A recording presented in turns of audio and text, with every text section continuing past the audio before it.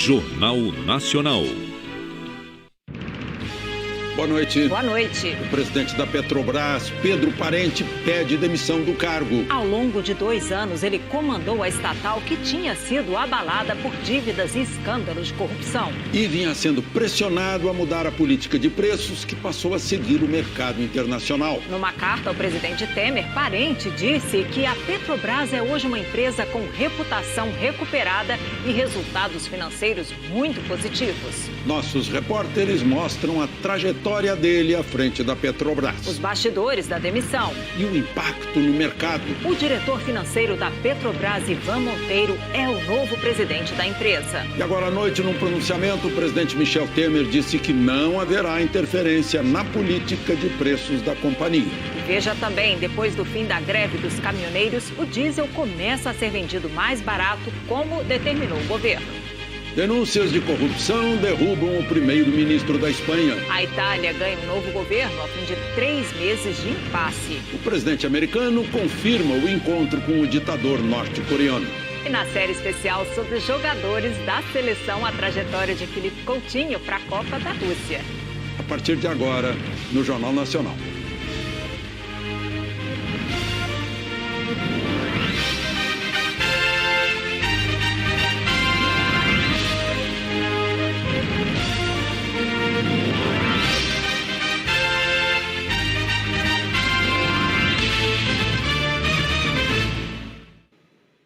Pedro Parente deixou hoje a presidência da Petrobras depois de exatos 2 anos no cargo. Ele foi a Brasília para entregar o pedido de demissão ao presidente Temer no Palácio do Planalto. A reunião com Pedro Parente foi o primeiro compromisso do dia do presidente Michel Temer. O encontro foi acertado na véspera e cercado de reservas. Parente não foi visto entrando ou saindo do Palácio do Planalto. A conversa com Temer foi rápida, mas a carta de demissão entregue ao presidente, longa, detalhada. Pedro Parente começa relembrando o convite feito por Temer para que ele assumisse a presidência da Petrobras. Diz que conversaram longamente sobre a visão dele de como poderia trabalhar para recuperar a empresa, que passava por graves dificuldades, sem aportes de capital do Tesouro. Afirma que Michel Temer concordou inteiramente com a visão dele e concedeu a autonomia necessária para que ele cumprisse a missão. Pedro Parente diz que os resultados obtidos revelam o acerto do conjunto das medidas adotadas, que vão muito além da política de preços. Ele destaca que entregou o que prometeu, que a Petrobras é hoje uma empresa com reputação recuperada, indicadores de segurança em linha com as melhores empresas do setor, resultados financeiros muito positivos, dívida em franca trajetória de redução e um planejamento estratégico que tem se mostrado capaz de fazer a empresa investir de forma responsável e duradoura, gerando empregos e riqueza para o país. E frisa: isso tudo sem qualquer aporte de capital do Tesouro Nacional.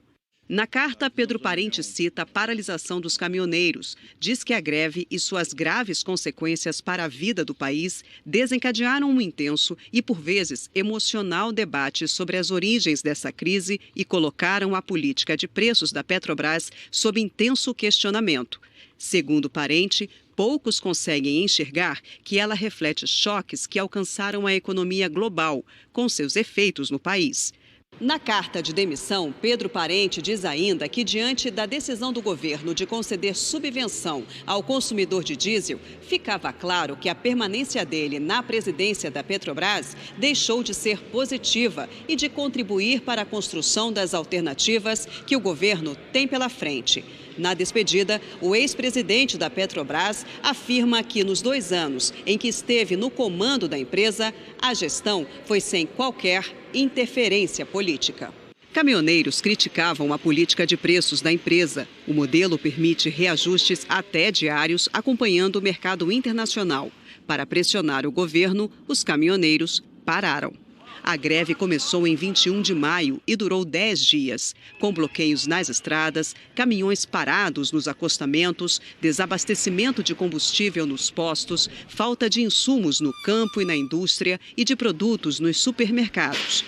As exportações caíram 36%, as importações 26%. Antes de paralisar o transporte de cargas, o setor fez 3 alertas ao governo, que demorou para agir.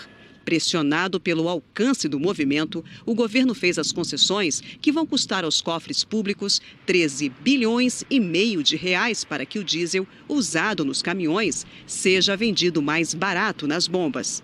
Mesmo sob pressão, Pedro Parente recebia apoio público do Palácio do Planalto. Na segunda-feira, o ministro da Casa Civil afirmou que o governo não cogitava a possibilidade de saída de Parente. Pedro Parente, sob o ponto de vista de gestão, mostrou que ele está literalmente afinado com o que é a pretensão do presidente Michel Temer de fazer a Petrobras, de novo, uma das grandes empresas de petróleo do mundo, não só aqui no Brasil, mas no mundo. E ela está nessa direção. Portanto, nós não podemos sequer analisar, nós do governo, qualquer pressão para a demissão do presidente Pedro Parente. Pedro Parente, para nós, é um gestor eficaz, eficiente e tem apresentado todos os resultados, além do que era imaginado, num tempo tão curto, que a Petrobras se recuperou nacional e internacionalmente. Portanto, não está na pauta do governo sequer analisar a possibilidade do ministro Pedro Parente deixar de ser o presidente da Petrobras. Hoje pela manhã, na entrevista sobre o fim gradual dos bloqueios e o retorno à normalidade, jornalistas perguntaram 4 vezes para o ministro da Secretaria de Governo, Carlos Marum, e para o ministro da Casa Civil, Eliseu Padilha, sobre a demissão de Pedro Parente e o futuro da Petrobras. Eles preferiram não estender o assunto. A questão Petrobras e Pedro Parente é uma questão que está sendo tratada pela Presidência da República e qualquer comentário nosso sobre esse tema só poderia prejudicar essa tratativa nesse momento. Nos últimos dias, integrantes do próprio governo chegaram a questionar em público a política de preços da Petrobras, enquanto a pressão aumentava com a greve dos caminhoneiros. Veja na reportagem de Andréia Sadi. Antes de se reunir com o presidente Michel Temer, Pedro Parente conversou com o ministro da Fazenda, Eduardo Guardia, ontem em São Paulo. Pedro Parente entregou a carta de demissão a Temer em caráter irrevogável. O presidente primeiro resistiu, mas diante da decisão, não fez mais nenhum gesto para segurá-lo no cargo. O ex-presidente da Petrobras vinha amadurecendo a ideia, desde que anunciou que a empresa daria a sua contribuição para o fim da greve dos caminhoneiros, com a redução de 10% no diesel. Ele avaliava que a questão do diesel poderia estar se resolvendo, mas outros temas, como o preço da gasolina, ainda estariam na pauta do país. E ele não queria ser parte do problema. Por isso, na conversa com Temer hoje, Pedro Parente disse que queria deixar o governo à vontade para solucionar a questão da política de preços. Na semana passada, o ex-presidente da Petrobras chegou a afirmar que não sofreu pressões do governo e que a redução no preço do diesel não representava mudança na política de preços da empresa, que ele sempre defendeu. Mas no começo desta semana, Temer disse em entrevista à TV Brasil que poderia reexaminar a política de preços da estatal. Convenhamos, a Petrobras se recuperou ao longo desses 2 anos, estava numa situação, digamos, economicamente desastrosa há muito tempo. Então, nós não queríamos, alterar a política da Petrobras, nós podemos reexaminá-la, mas com muito cuidado. A frase contraditória foi seguida de um esclarecimento da Secretaria de Comunicação. Temer admitiu que poderia reexaminar a política de preços da Petrobras. No mesmo dia, num debate na Câmara dos Deputados, o ministro de Minas e Energia, Moreira Franco, falou em mudanças na política de preços. Ele defendeu uma espécie de colchão para a formação de preços da Petrobras, mas disse que isso não significaria controle do governo sobre a empresa. Isso dará segurança ao processo de composição de preço, preservará a integridade da Petrobras como empresa e dará previsibilidade ao contribuinte. No dia seguinte, em nota, o Planalto negou que pudesse rever a política de preços.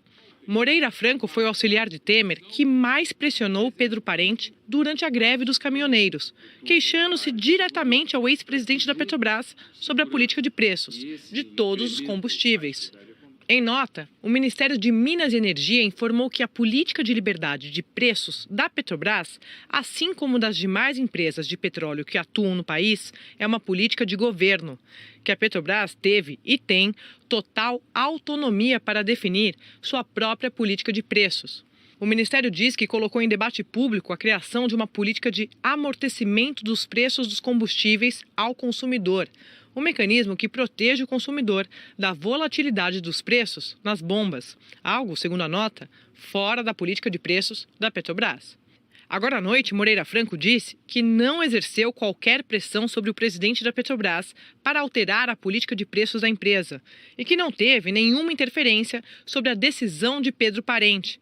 Segundo Moreira, é uma política de governo não interferir na política de preços das empresas. O Planalto também nega qualquer interferência na política de preços da Petrobras. Mas a pressão do governo na estatal durante a greve foi a gota d'água para Pedro Parente. O ex-presidente da Petrobras interpretou como um recado as falas do presidente e de Moreira Franco no mesmo dia, admitindo rever a política de preços da Petrobras. Na prática, Pedro Parente decidiu se antecipar. Se permanecesse no comando da estatal, a pressão política por sua saída seria intensificada. A demissão de Pedro Parente provocou reações entre os políticos.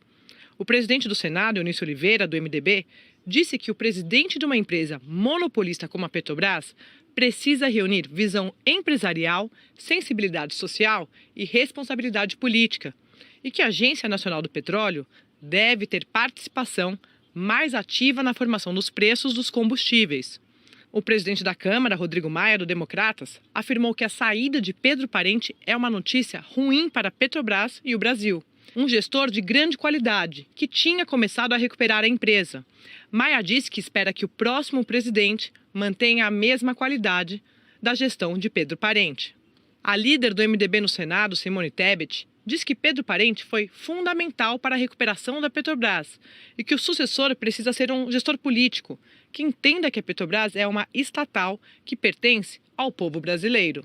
O líder do PPS na Câmara, Alex Manente, apoiou a saída de Pedro Parente. Primeiro, pela política que ele implantou. A Petrobras presta o serviço sozinho, de serviços essenciais, visa o lucro e quem paga essa conta é o cidadão comum. É importante a saída dele para termos um novo rumo nessa empresa importante do Brasil que é a Petrobras. O líder do PCdoB na Câmara, Orlando Silva, culpou a política de preços pela crise. A crise que o Brasil mergulhou com esses acontecimentos envolvendo os caminhoneiros é consequência da política de preços da Petrobras, que levou os preços dos combustíveis à estratosfera. É insustentável manter essa política. E a queda de Pedro Parente é o primeiro passo para que essa política da Petrobras seja revista. O líder do Democratas na Câmara, Rodrigo Garcia, disse que a demissão de Pedro Parente é ruim nesse momento. A greve dos caminhoneiros expôs a política de preços de combustíveis praticada pela Petrobras. E o governo, acertadamente, manteve essa política, usando a redução de impostos e outros instrumentos para minimizar o aumento que houve nos últimos dias. E o pedido de demissão nesse momento de Pedro Parente é, no mínimo, inoportuno. Não ajuda em nada o Brasil neste momento de crise. O líder da rede no Senado, Randolfo Rodrigues, diz que a saída de Pedro Parente deve ser vista com cuidado. Eu vejo políticos da direita e esquerda comemorando a saída de Pedro Parente e sugerindo a indicação de um comando político para a Petrobras. Pedro Parente errou ao transformar posto de combustível em casa de câmbio. Mas nós também não podemos oportunisticamente entregar a Petrobras a um controle artificial de preços só com resultados e dividendos eleitorais. Há 2 anos, logo que foi indicado para a presidência da Petrobras, Pedro Parente deixou claro que a gestão dele não sofreria interferências políticas. Não haverá indicação política, o que vai facilitar muito a vida do Conselho de Administração e a minha própria, porque se isso fosse o caso, que não será, certamente elas não seriam aceitas. Foi com esse tom e com essa condição que Pedro Parente assumiu o desafio de presidir a Petrobras. Executivo e gestor experiente, ele já tinha sido ministro-chefe da Casa Civil, ministro do Planejamento, secretário executivo do Ministério da Fazenda e presidente do Conselho de Administração da Petrobras no governo de Fernando Henrique Cardoso, do PSDB. Em 2001, ele coordenou o grupo que solucionou o racionamento de energia no país. Em junho de 2016, quando se tornou presidente da Petrobras, Parente substituiu Aldemir Bendini, que tinha renunciado ao cargo e foi preso um ano depois na Operação Lava Jato. No dia da posse, Pedro Parente fez críticas duras à corrupção na empresa. A Petrobras foi vítima de uma quadrilha organizada para obter os mais escusos, desonestos, antiéticos e criminosos objetivos. Crimes que foram praticados por pessoas que se valeram de seus cargos para sustentar seus projetos pessoais de riqueza e poder. A Petrobras estava há 4 anos no vermelho. O prejuízo da companhia tinha sido de 1 bilhão e 200 milhões de reais no último balanço antes da posse de Parente. E a dívida chegava a 450 bilhões. O objetivo urgente, primordial, fundamental, que é o equacionamento da nossa dívida. Esse aqui é uma obrigação primeira nossa. Pedro Parente avançou no plano de vender ativos da empresa para recuperar o caixa, reduziu custos e enxugou o número de funcionários. Agora ele deixa a Petrobras com um lucro líquido de 6,9 bilhões no primeiro trimestre, o melhor resultado em 5 anos. E a dívida recuou para 340 bilhões. O valor de mercado saiu de 123 bilhões, chegou a 388 há 2 semanas e hoje é de 231 bilhões de reais. Uma das medidas que ajudaram nessa recuperação foi a mudança na política de preços dos combustíveis. Em outubro de 2016, a Petrobras passou a reajustar os preços nas refinarias de acordo com as variações no mercado internacional. Primeiro, uma vez por mês. Em julho do ano passado, a empresa passou a fazer reajustes mais frequentes, até diários, para acompanhar as flutuações do petróleo e a cotação do dólar. No governo anterior, o preço dos combustíveis vinha sendo represado para conter a inflação, o que, segundo especialistas, comprometeu as finanças da Petrobras. A gente teve aí anos de congelamento de preços que deixaram a Petrobras, além dos outros problemas relacionados à corrupção, deixaram a Petrobras sem capacidade de investir. Então, assim, que tinha que haver uma mudança na política de preços, eu acho que isso daí era inquestionável.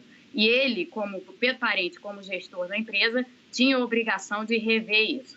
No início desse ano, a escalada da cotação internacional do petróleo e a desvalorização do real pressionaram a alta dos preços. Na noite de quarta-feira, em meio à greve dos caminhoneiros, Pedro Parente chamou a imprensa para uma entrevista. O anúncio foi a redução de 10% do preço do diesel nas refinarias por 15 dias. Pedro Parente afirmou que a decisão foi da diretoria executiva, sem qualquer interferência externa. Uma contribuição para criar um clima melhor de negociação com os caminhoneiros e diminuir os transtornos para a população. Eu não vejo que a nossa independência e nossa autonomia tenha sido arranhada a partir do momento que foi uma discussão no âmbito da diretoria executiva da Petrobras e que foi uma decisão unânime da diretoria da Petrobras, que é quem tem, pelo Estatuto da Empresa, a decisão sobre a política de preços da Petrobras. Pedro Parente informou também que depois do prazo de 15 dias, a empresa retomaria gradualmente sua política de preços. Mas a entrevista aos jornalistas nem tinha terminado e os papéis da Petrobras já estavam em queda na Bolsa de Nova York. No dia seguinte, Pedro Parente fez uma conferência com investidores e chegou a dizer que uma mudança na política de preços da Petrobras só seria possível com uma troca no comando da empresa.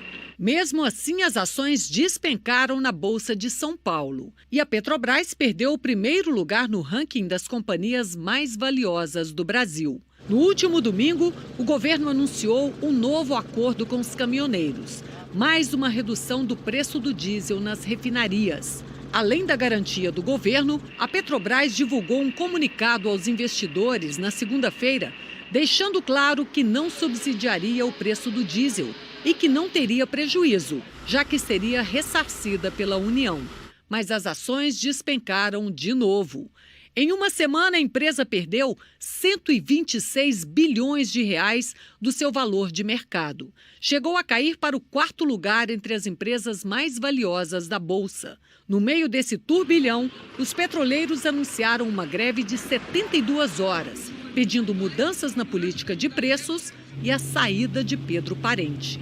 Na terça-feira, Pedro Parente fez outra conferência com investidores por telefone, numa tentativa de acalmar o mercado, e admitiu que a política de preços estava diferente. É uma mudança na política de preços? Pode ser uma mudança em certos aspectos da política, mas certamente, como eu já anunciei, nosso objetivo não é produzir uma redução no resultado econômico dessa política. Está mantida assim, independentemente da periodicidade, a nossa prerrogativa de fazer os ajustes que sejam necessários. Ele vinha fazendo um brilhante trabalho dentro da Petrobras e o que certamente tirou o Pedro Parente da Petrobras foi a política de preços de derivados.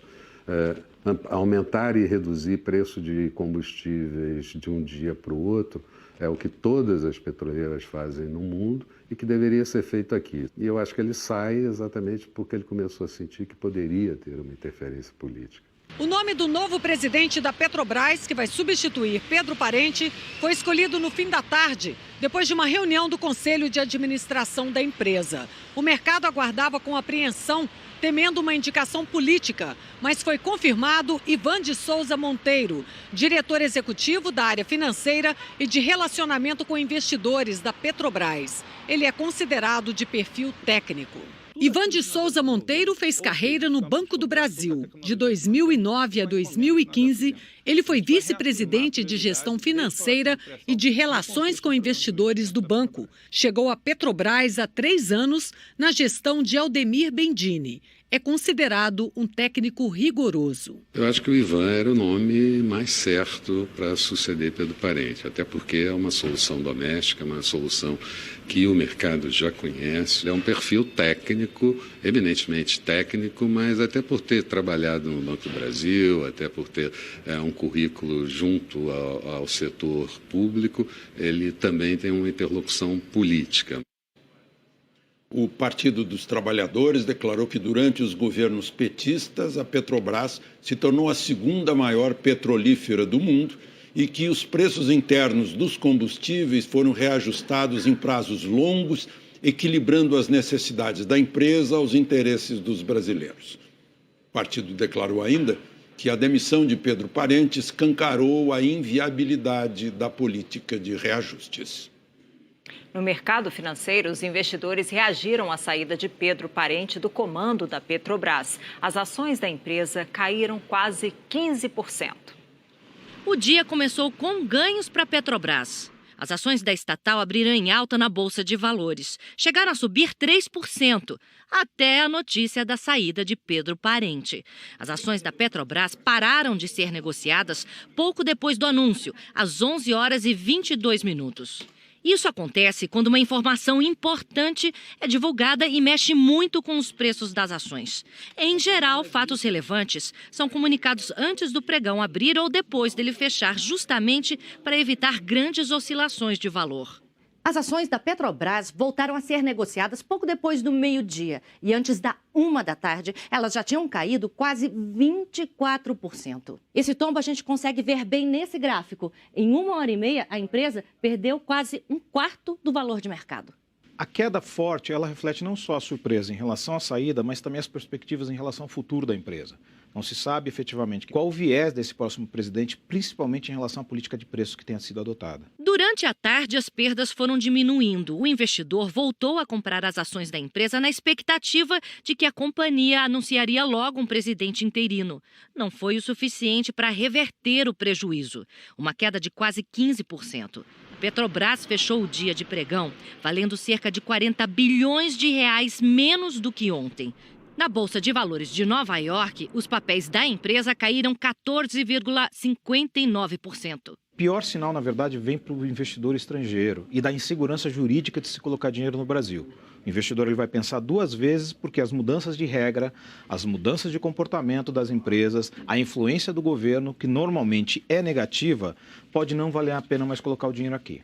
Em relatório em inglês, a agência de avaliação de risco Moody's afirmou que a ausência de interferência política ajudou a Petrobras a melhorar as finanças e a reduzir a dívida. E ressaltou que vai monitorar o impacto da mudança dos preços de combustível na trajetória da Petrobras. Outra agência de classificação de risco, a Fitch, afirmou que a interferência política pode desviar a empresa de suas metas. Uma série de dúvidas, como a gente estava comentando, permanecem em relação à independência ou não da empresa, do governo e, mais importante, qual que é o cenário eleitoral e quem que vai ser o governo que vai decidir ali o futuro da empresa, né? E num pronunciamento agora à noite, o presidente Michel Temer disse que não haverá interferência na política de preços da estatal. Vamos ver o que diz o repórter Nilson Clava, que está lá no Palácio do Planalto. Nilson, mais informações, por favor. Boa noite, Alexandre. Boa noite, Juliana. Boa noite a todos que nos acompanham ao vivo aqui no Jornal Nacional. Bom, Alexandre, depois que o Conselho de Administração da Petrobras aprovou o nome de Ivan Monteiro como presidente interino da empresa, ele veio aqui a Brasília para uma reunião rápida com o presidente Michel Temer. Nessa reunião, o presidente fez um convite para que Ivan Monteiro se tornasse o presidente efetivo, portanto, da Petrobras. Esse convite foi aceito. Logo depois, o presidente Temer desceu aqui para o segundo andar para fazer um pronunciamento. Nesse pronunciamento, ele anunciou a decisão e também, numa tentativa de tranquilizar o mercado, Alexandre, como você bem disse, falou o seguinte, que não vai interferir na política de preços da Petrobras, que é baseada naqueles dois pontos principais, né? A oscilação tanto do câmbio quanto do preço internacional do barril do petróleo. Vamos ver o que disse o presidente. Nós continuaremos com a política econômica que, nestes 2 anos, retirou a empresa do prejuízo e a trouxe novamente para o rol das mais respeitadas no Brasil e no exterior. Declaro também que não haverá qualquer interferência na política de preços da companhia.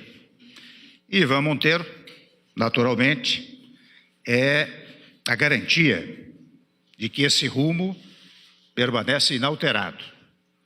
Eu, naturalmente, desejo e tenho certeza do sucesso da gestão do novo presidente. E tenho certeza também de que sua diretoria, seus funcionários e colaboradores alcançarão excelentes resultados para os acionistas e para todos os brasileiros. Bom, agora quais são os próximos passos, né? O Conselho de Administração da Petrobras vai ter que aprovar novamente o nome de Ivan Monteiro. Por quê? A aprovação feita hoje foi para ele assumir a presidência interina da Petrobras. Agora, depois do convite oficial feito pelo presidente Michel Temer, o nome de Ivan Monteiro vai voltar a ser analisado pelo Conselho de Administração da empresa, agora como presidente efetivo da empresa, com a recomendação, com a indicação do presidente da República, o que deve acontecer já nos próximos dias. Alexandre e Juliana. Muito obrigado, Nilson. E a propósito, a seguir, depois da greve dos caminhoneiros, a redução no preço do diesel começa a chegar aos postos. Ex-moradores do prédio que desabou continuam acampados no centro de São Paulo.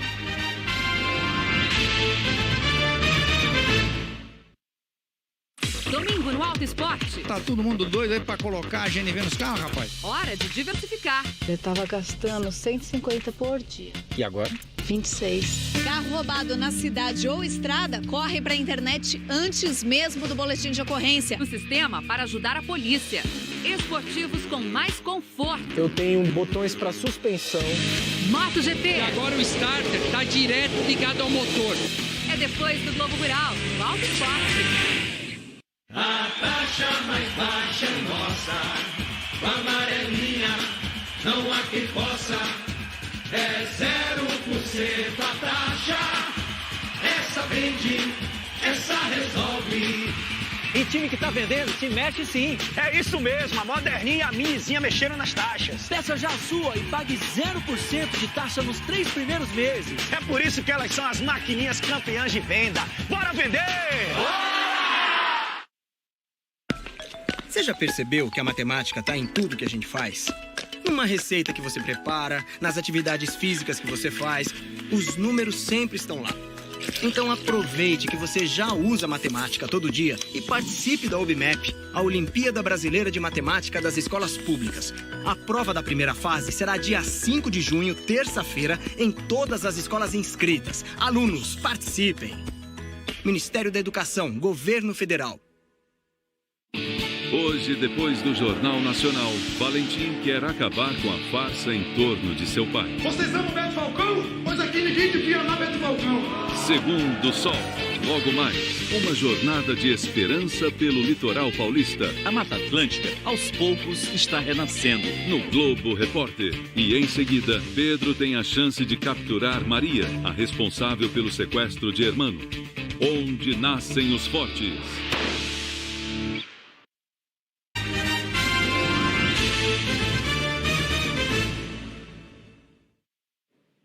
Caminhoneiros que estavam no Porto de Santos encerraram a mobilização ontem à noite depois de 11 dias. Esse era um dos últimos pontos de concentração do movimento grevista. Segundo especialistas no setor portuário, o serviço deve demorar 10 dias para voltar ao normal. E o prejuízo com a paralisação apenas no Porto é de mais de R$1,5 bilhão de reais. As Forças Armadas permanecem de plantão na entrada do Porto para reforçar a segurança dos caminhoneiros. E nesta sexta-feira, alguns postos já começaram a vender diesel com redução para os caminhoneiros. Diesel mais barato, São Paulo já tem. Este posto foi um dos primeiros da capital paulista a receber e vender o diesel com novo valor. Ele já veio com preço alterado e a gente já teve que fazer esse repasse, para o consumidor, já direto nas bombas. Então ele estava 3.899 e agora ele está 3.439. Neste outro, na zona sul da cidade, o diesel com desconto também já está valendo. Alívio para a gente, né? Não precisa trabalhar, fazer compra para casa e tem que passar por essa situação. São Paulo e Rio de Janeiro foram os primeiros estados a dar o desconto total no litro do diesel, porque também derrubaram a alíquota do ICMS, o imposto estadual que incide sobre o combustível. Postos que começaram a trabalhar com diesel comprado hoje das refinarias têm que dar os 46 centavos de desconto. Segundo as distribuidoras e donos de postos, em estados onde o ICMS não baixar, não tem como o desconto todo chegar na bomba.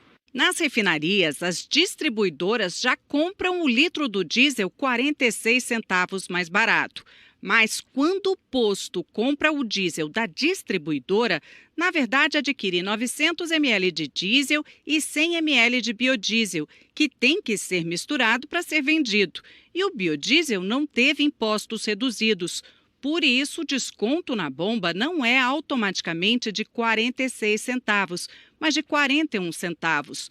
Para chegar aos 46 centavos, como quer o governo, é preciso que os estados também contribuam, passando a calcular o ICMS sobre o preço reduzido. A Agência Nacional de Petróleo estima que a redução de 46 centavos pode demorar ainda 2 semanas para chegar a todos os consumidores do país. Vai depender da evolução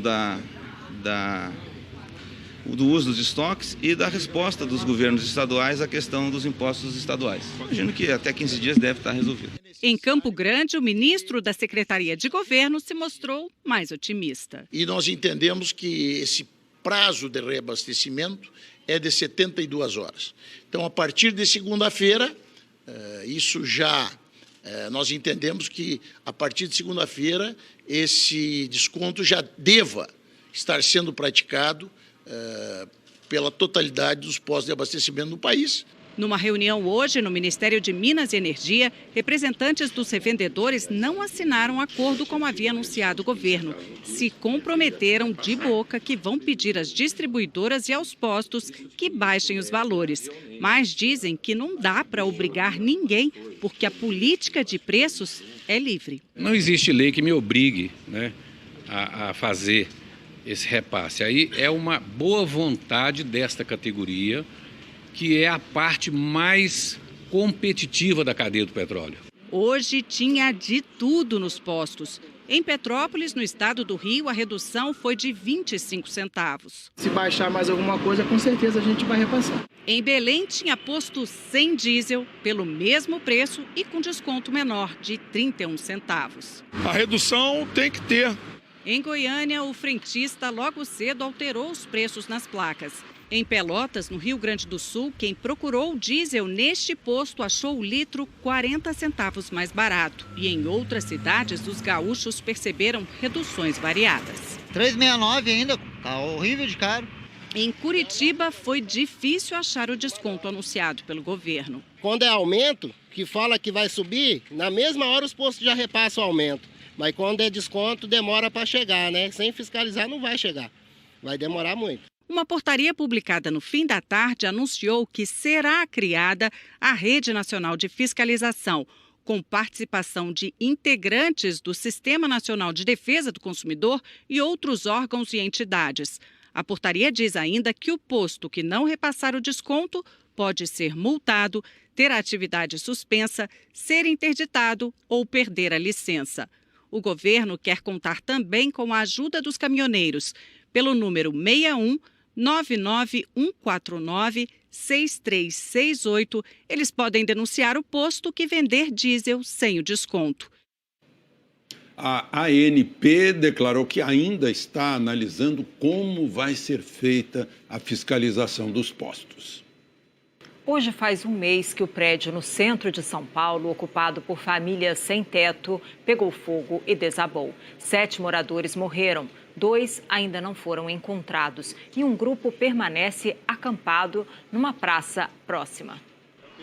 Vida que segue no prédio vizinho ao edifício Wilton Paes de Almeida, por onde os bombeiros tentaram salvar uma vida, na imagem que correu o mundo um mês atrás.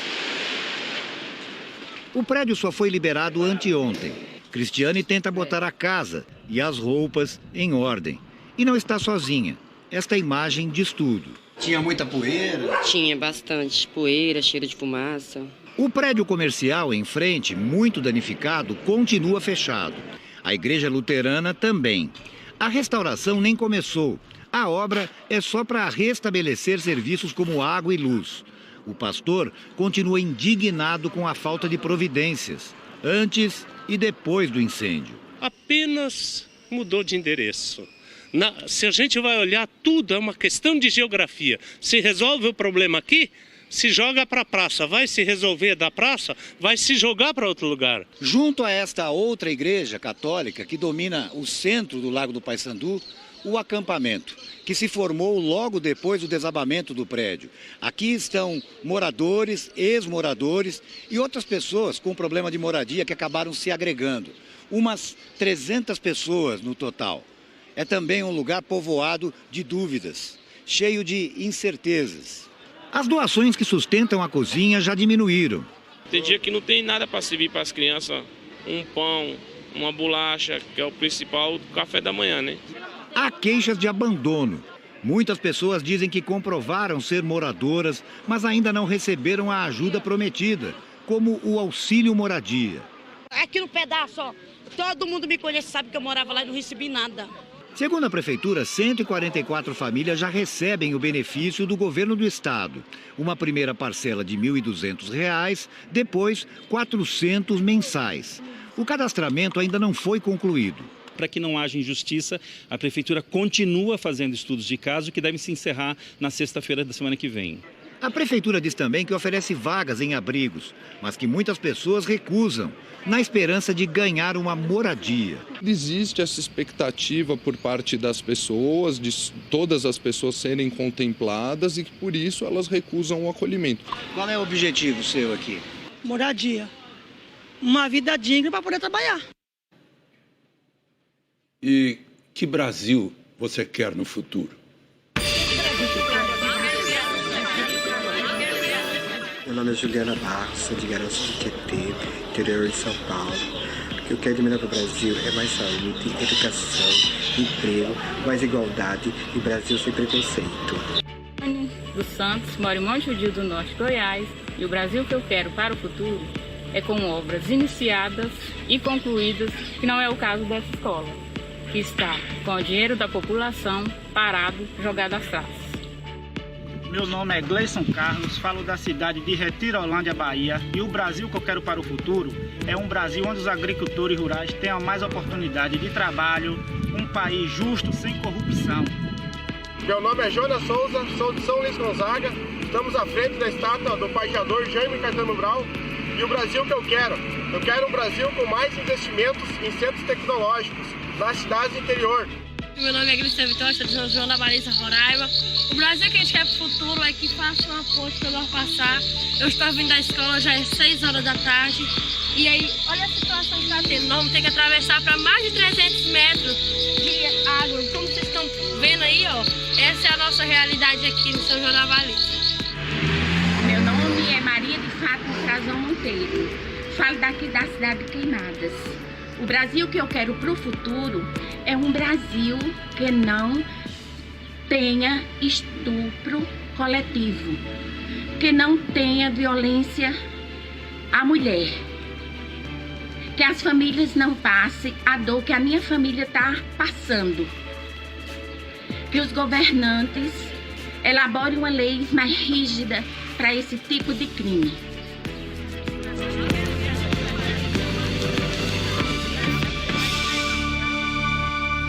Depoimento doloroso, um soco no estômago da Maria de Fátima, né, de Queimadas, Paraíba. Que ela e a família fiquem bem.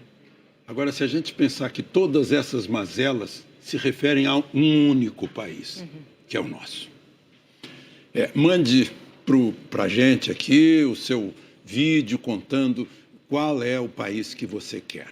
O Brasil que eu quero está no Globoplay, na página do JN. E em g1.com.br/Brasil que eu quero, tudo junto. E você vai ver a seguir, depois de 3 meses de impasse, um novo governo assume o comando na Itália. Denúncias de corrupção derrubam o primeiro-ministro da Espanha.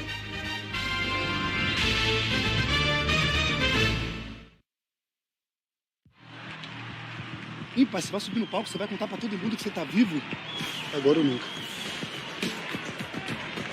Será que Valentim vai ajudar o pai a finalmente colocar um fim na farsa em torno de Beto Falcão?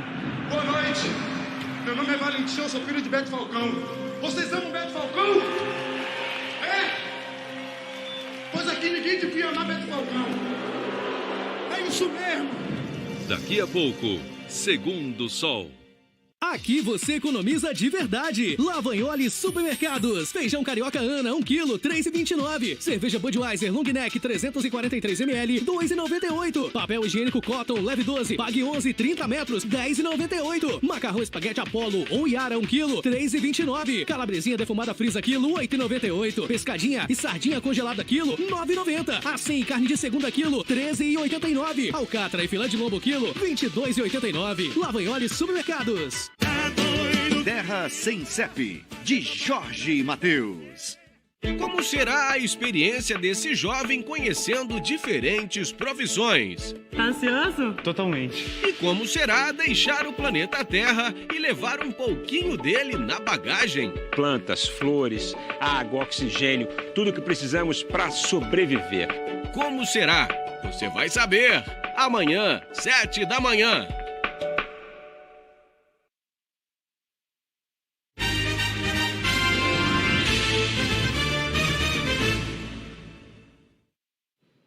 A Procuradora-Geral da República, Raquel Doge, pediu que o Supremo Tribunal Federal envie para a Justiça em São Paulo um inquérito referente ao senador tucano José Serra.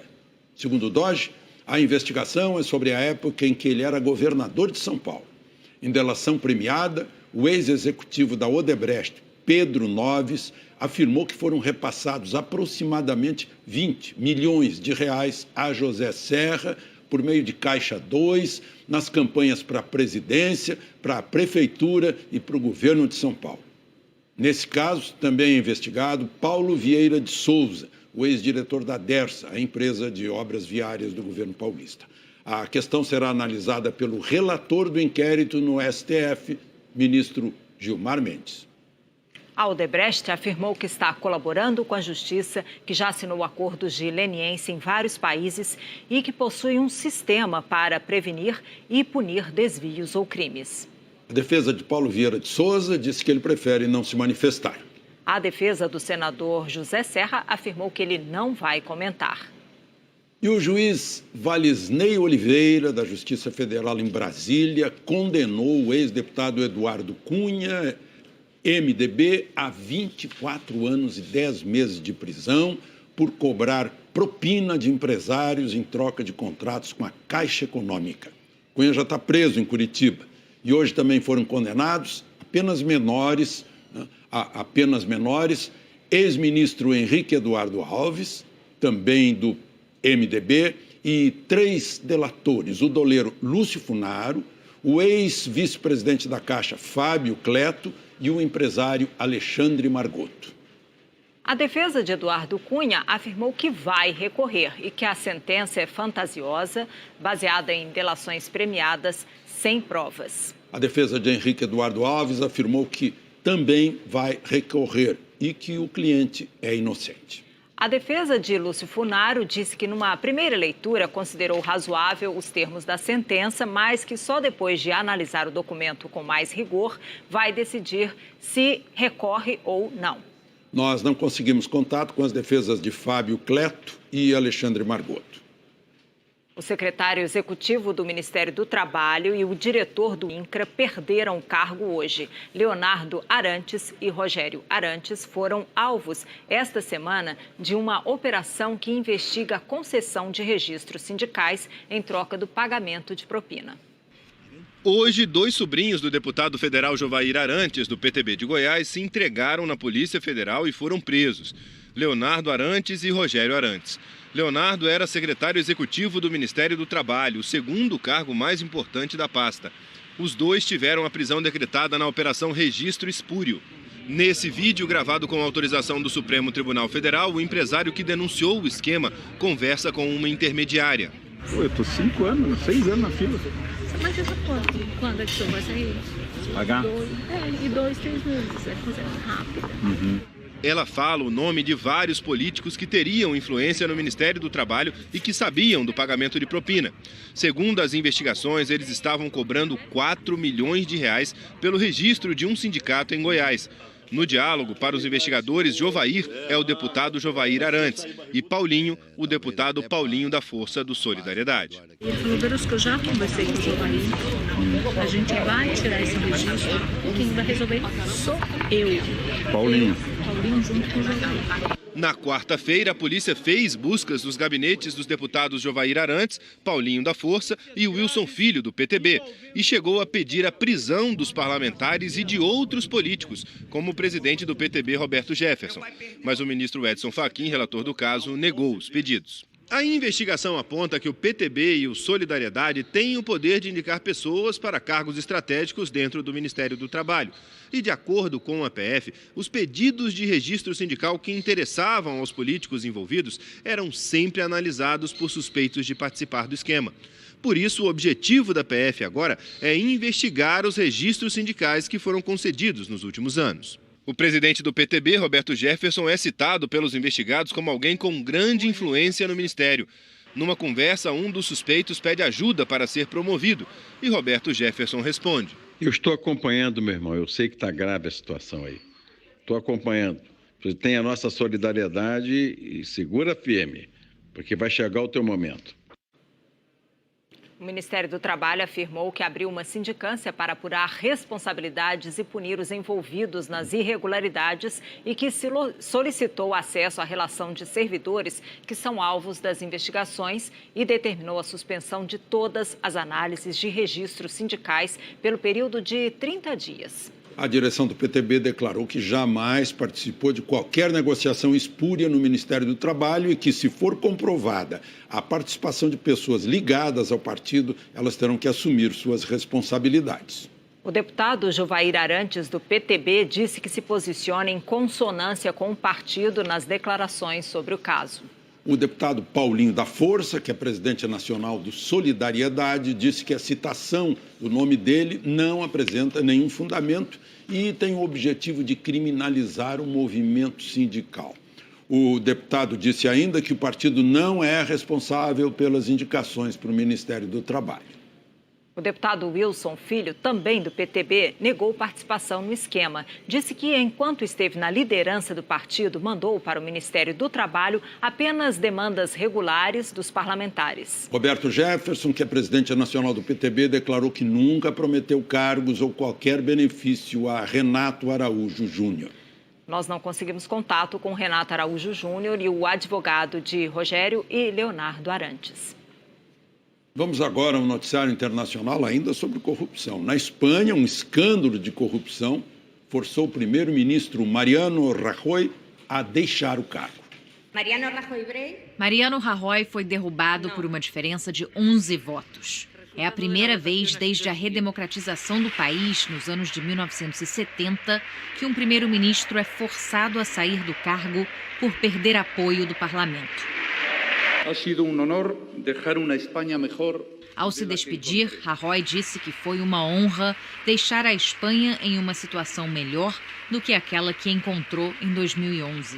No exterior, Mariano Rajoy leva o crédito de ter tirado da recessão a Espanha, a quinta maior economia da União Europeia. Mas internamente ele se desgastou ao não assumir responsabilidade pelo envolvimento do seu partido no escândalo de corrupção.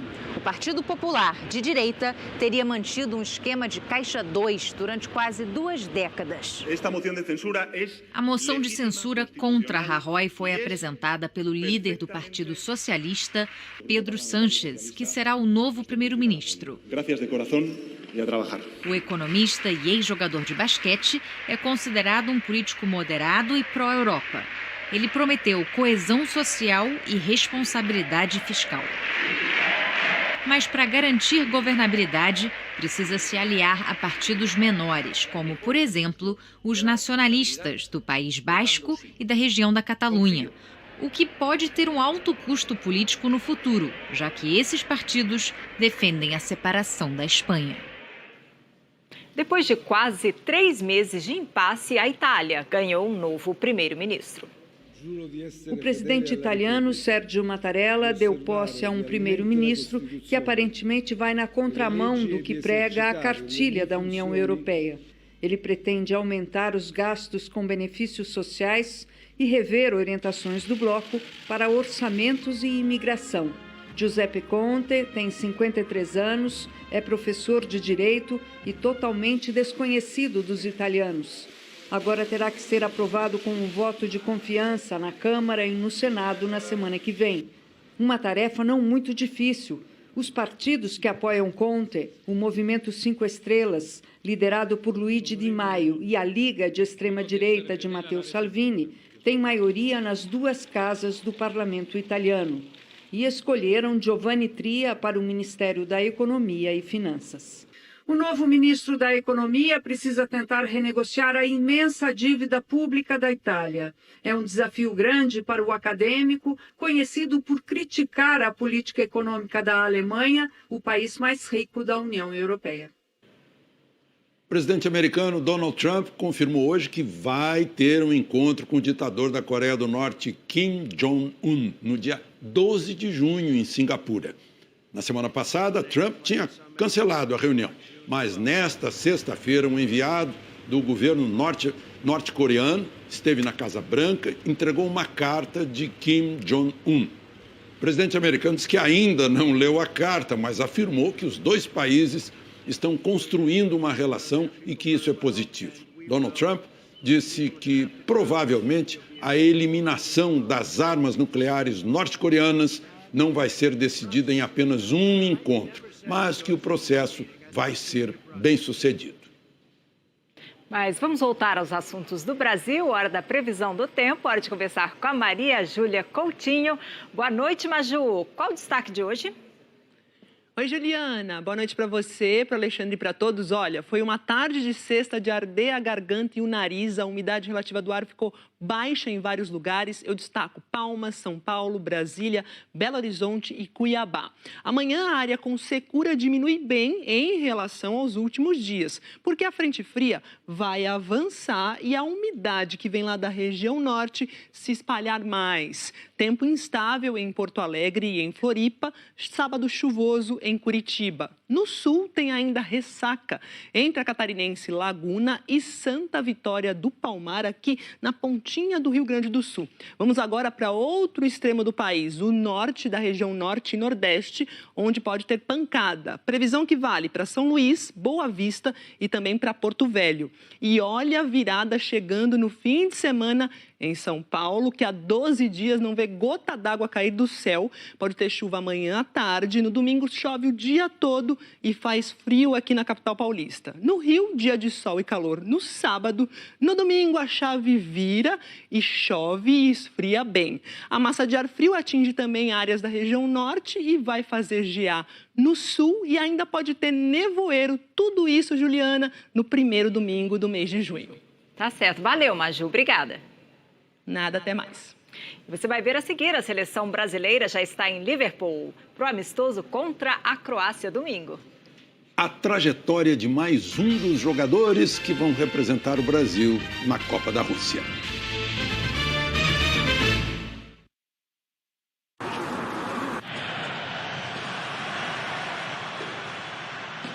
Eu fiz a mesma coisa 60 anos atrás.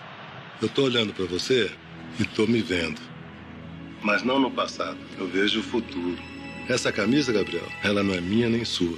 Ela é de um país inteiro. Vai, Brasil! Aqui fora, tá todo mundo com vocês. Lá dentro, também vai estar.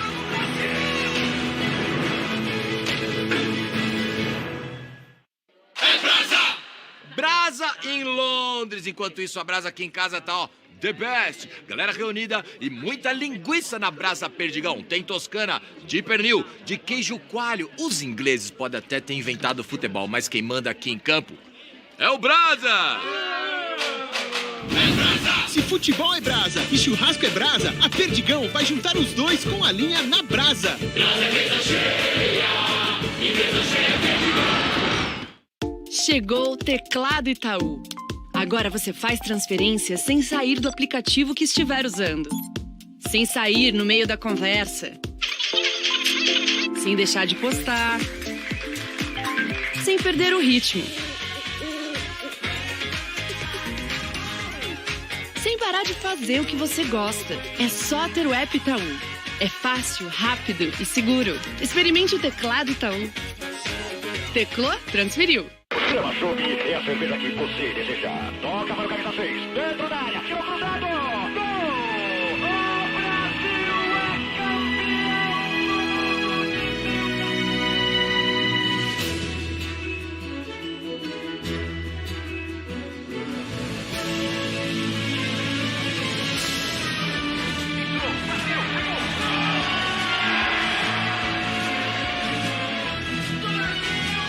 Beba com moderação. É todo dia. Saúde é todo dia. A promoção da Johnson está de volta. São R$1.000 todo dia e 1 milhão no final. Compre Johnson's, Neutrogena, Listerine, sempre livre. Ou qualquer outro produto participante. É prêmio todo dia. Cadastre-se no site agora mesmo e concorra a R$1.000 todo dia e 1 milhão no final. Johnson & Johnson, saúde todo dia. Prêmio todo dia. E aí, se prepararam para mandar em Fanta? Amigão! Vai!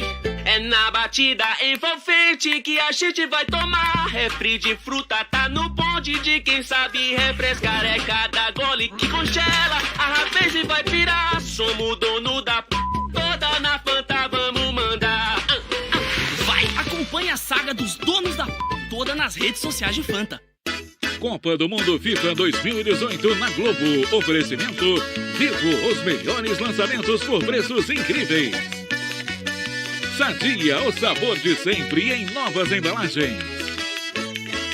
Itaú, patrocinador de todas as seleções brasileiras de futebol. Brahma, quando você se sente número 1, isso pede Brahma. Johnson & Johnson Sandal, saúde para sua pele todo dia. E Coca-Cola, a Copa do Mundo FIFA está chegando. Tudo pronto?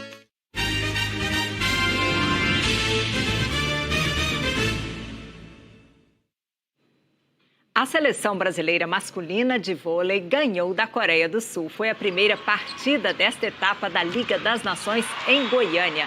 Foi uma vitória tranquila do Brasil por 3-0. O time volta a jogar amanhã contra o Japão e depois no domingo contra os Estados Unidos. Amanhã o jogo contra o Japão é ao vivo na Globo às 8h35 da manhã, horário de Brasília. E no futebol, a seleção já chegou a Liverpool para o amistoso contra a Croácia no domingo. Há 12 dias, a preparação para a Copa da Rússia começou com os jogadores indo de helicóptero para a Granja Comari. Continuou com a chegada a Londres depois de 11 horas de avião. E hoje a delegação embarcou na capital inglesa com destino à cidade de Liverpool em um outro meio de transporte, bastante comum aqui na Europa, o trem. Pra mim não é uma coisa nova não, já tô acostumado. Agora eu não sei para outros jogadores, né? Mas eu prefiro viajar de trem do que de avião. Bem confortável, bem rápido também, não tem estresse de aeroporto, raio-x, nada, bem legal. Para percorrer os cerca de 350 quilômetros entre uma cidade e outra, o trem gasta aproximadamente 1 hora e 50 minutos, o que significa que a velocidade média é de quase 200 quilômetros por hora. A seleção ocupou 2 vagões de primeira classe. O conforto deixou os jogadores bem à vontade para aproveitar a viagem. Uma conversa aqui, uma resenha ali. Teve quem preferisse passar o tempo com um carteado. A seleção viajou já com o time escalado para o amistoso de domingo contra a Croácia.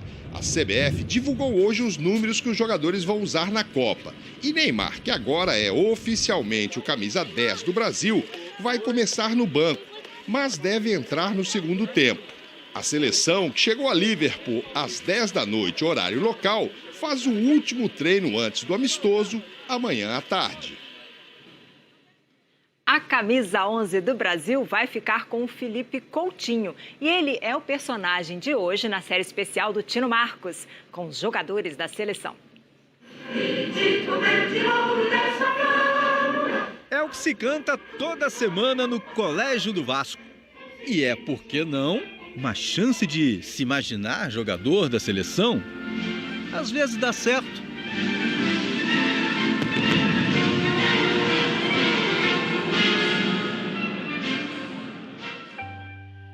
Atletas do Vasco, quase todos jogadores de futebol. Alunos do colégio que fica dentro do clube. O campo é logo ali. Fiz a minha escola lá, estudei lá.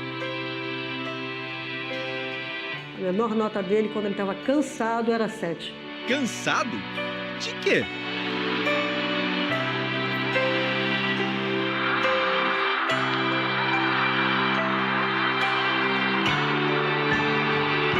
Passava quase que o dia inteiro lá, muitas vezes treinando de manhã, treinando de noite. Passei 10 anos da minha vida lá, era a minha segunda casa no Brasil. Ainda não era Felipe Coutinho? Filipinho.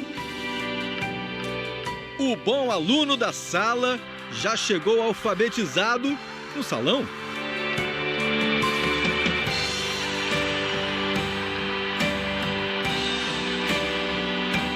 Viram que eu levava jeito, um pouco de jeito. É, um pouco de jeito.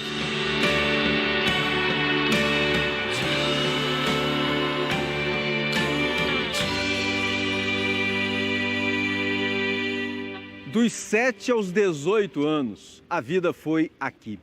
E entre os que viram surgir o craque, talvez a testemunha mais generosa seja a que nos permite até hoje ver o menino em ação. Ela ainda mora aqui dentro. É uma relíquia da família. A gente vê ele jogando, via que fazia coisas diferentes, né? Todo mundo fala que o nosso irmão é bom e vamos ter essas imagens dele. E aí a gente começou, né? Leandro e Cristiano, irmãos de Felipe. Uma câmera na mão e uma coleção de proezas para guardar. A ideia era arquivar aquelas coisas e tal, porque ele fazia realmente já com 7 anos coisas interessantes, assim. Até alguns pais brincavam com ele, zoavam e tal. Cada um filmava um tempo, né? Eu e o Cristiano, cada um filmava um tempo para que o outro pudesse assistir, né? Depois a gente não enxergava mais nada quando acabava o jogo. Mas valeu muito a pena. Foi bem legal porque a gente tem muitas coisas gravadas naquela época. Todas essas imagens do Filipinho são de Leandro, que hoje tem 40 anos, e Cristiano, 44. Portanto... Sou temporão, né? Muito, né? Muito, muito. Naquele início de anos 90, Leandro era o caçula e já era adolescente. De repente surgiu a gravidez e Dona Dina levou um susto. Ai, meu Deus, eu já velha grávida. Tô com vergonha agora, o que eu faço? Quando eu tinha 15 anos, ele nasceu, né? O susto seguinte veio quando o temporão tinha 4 anos, na casa que a família tem até hoje, no bairro do Rocha, zona norte do Rio. Tinha uma falta d'água, então eu tava olhando a cisterna tem 3 metros de altura. Eu abri a cisterna e virei, ele veio com um triciclo dele e caiu na cisterna. Mãe, o menino caiu na cisterna. Quase eu morro, né? As me matava no coração. No primeiro momento eu olhei e falei, pô, morreu, não tem condições de estar vivo. Meu irmão até achava que eu tinha morrido. O triciclo quebrou completamente, mas ele não sofreu nada, não teve nenhum problema. O triciclo bateu no balde, o balde despedaçou. Salvo pelo balde, o temporão pedalaria com mais desenvoltura, com bola no pé. Desde bem cedo, a maior joia da base do Vasco. Artilheiro não. Ele sempre foi garçom, né? Na hora de fazer o gol, tocava a bola. Meu pai ficava irado. Eu, na cara do gol, dava o passe pro cara fazer o gol. Ele ficava, pô, você tem que fazer gol. Seu Zé, então, apelou. Pagaria ele por cada gol. Funcionou. R$5, R$10, ele ficava feliz da vida. Como jogador do Liverpool até o ano passado, Felipe Coutinho tornou-se um dos melhores do mundo nos chutes de meia distância. É o brasileiro que mais fez gols no campeonato inglês, 41. Um campeonato bem forte, bem pegado. Para a alegria de seu Zé Carlos, desinibiu-se. E no mais alto nível do futebol. Tava dando certo, tava entrando as bolas e a gente continuava chutando. Nas eliminatórias, fez 3 gols e um golaço. Olha o toque bonito do Neymar na frente, Felipe Coutinho, ele gosta de bater pro gol daí, olha a bomba, olha o gol! Sem dúvida contra a Argentina, né? Pra mim foi o mais emocionante, assim, ele abre o placar com aquele gol de fora da área. Esse pra mim é o mais importante. Golaço de Felipe Coutinho! Fica assim não, Messi. Já já ele joga ao seu lado. Em janeiro deste ano, o Barcelona pagou mais de 600 milhões de reais por Felipe Coutinho, a maior contratação da história do clube.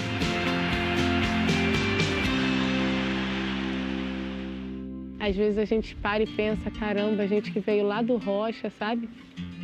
E estamos aqui, morando em Barcelona. Ainê, Felipe, os pais da Maria.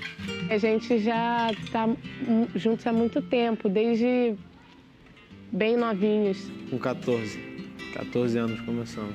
Fizemos 5 anos de casado, mais de 10 anos juntos. Minha primeira namorada, primeira e única. Tinham 18 anos quando decidiram viver juntos. Destino, Itália, Internazionale de Milão. Lá eu tive poucas oportunidades, às vezes quando tinha também, de repente não aproveitava da melhor maneira e acabei jogando pouco, né? E era um momento difícil lá na Inter, ele não jogava e houve esse empréstimo. Os 6 meses que passou no Espanhol de Barcelona foram decisivos para despertar o interesse do Liverpool. E a carreira daria um salto. Hoje, campeão espanhol pelo Barcelona, aos 25 anos, o Filipinho do Rocha, o aluno exemplar, vai chegar à Rússia como um dos maiores nomes do Mundial. Não tem erro, é o foco. E o foco, sabemos, é a virtude de família. Aliás, vão levar a câmera para a Rússia? deixar pra Globo, né? Pra Globo filmar e a gente pega as imagens depois.